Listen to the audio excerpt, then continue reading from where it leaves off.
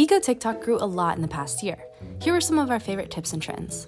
Lots of people went for hot girl walks in 2022, but some took it a little further and did hot girl eco walks, picking up waste as they went and cleaning up their communities. The Ecoberg trend continues to grow. While it does take a bit of time and there are concerns about where the bricks go, at the very least, it seems like a good way to take note of your plastic usage and identify ways that you could cut back or reuse.